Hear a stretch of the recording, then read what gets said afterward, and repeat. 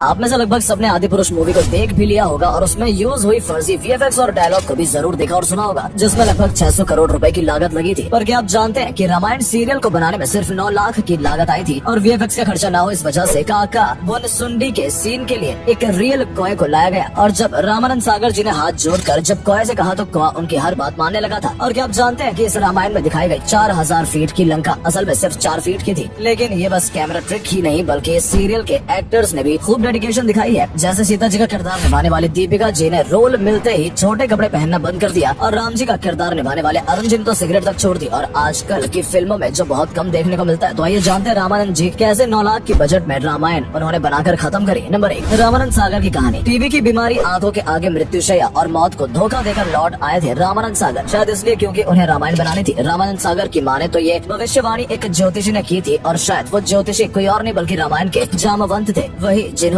Real life में भगवान हनुमान को उनकी शक्तियाँ याद दिलाई और असल जिंदगी में रामानंद सागर को रामायण बनाने का ज्ञान दिया। 1987 के रामायण से लोग ऐसे जुड़े थे कि खुद उस दौर के प्रेसिडेंट इसे देखते थे और उन्होंने तो एक बार अमेरिका के एम्बेसडर तक को रामायण खत्म होने तक का इंतजार करवाया था। पर मर्यादा पुरुषोत्तम राम जी की कहानी दुनिया तक पहुँचाने वाले रामानंद जी ने फिल्मी दुनिया में कदम बस एक लेबर बॉय के तौर पर रखा था। उससे पहले उन्होंने 2 वक्त की रोटी के लिए चपरासी, दुकानदार, सफाई कर्मी तक की नौकरी की थी, क्योंकि चंद्रमौली नाम के एक अमीर खानदान में जन्म लेने के बावजूद जब उनकी नानी ने उन्हें गोद लिया तो उन्होंने उनका नाम रामानंद रखा और इसी नाम के आगे अपना एंड नेम सागर लगाकर वो रामानंद सागर बन गए, जिनमें सागर की गहराई थी। तभी वो समझे कि भावुकता से भक्ति के सफर से ही लोगों की भावनाओं को छुआ जा सकता है। पर ओम रॉथ के आदि पुरुष में यही भावुकता नहीं थी। नंबर 2, दिल को छू लेने वाले बोल। दोस्तों, आदि पुरुष रामानंद सागर की रामायण का 100वां हिस्सा भी नहीं है और होगा भी कैसे। कपड़ा तेल बाप की जलेगी, ऐसे डायलॉग सुनने के बाद आप क्या ही उम्मीद कर सकते हो। मनोज मुंतजिर सिर्फ राइटिंग नहीं कर पाए और रामानंद जी ने डायरेक्शन, प्रोडक्शन, नैरेटिंग सब करने के साथ रामायण को ऐसे लिखा था कि हर डायलॉग से आप कुछ सीख सकते हैं। भले रावण को खुद पर कितना भी घमंड था, लेकिन उसके बच्चों को वही सीख मिली थी जो राम जी को मिली थी। रामानंद सागर के रामायण ही नहीं, लोगों को अब तक उसके गीत भजन याद हैं, जिन्हें रविंद्र जैन ने अपनी आवाज दी थी और आज भले ही हमारे बीच नहीं है और उनकी आवाज आने वाले कई दशकों तक ऐसे ही जिंदा रहेगी। दोस्तों, रविंद्र जैन जी वही कलाकार हैं जिनकी आंखें नहीं थी, पर इन्होंने अपने बोल से और अपने सुर से लोगों को वो महसूस कराया जो आंखें होकर भी लोग नहीं कर पाते। नंबर 3,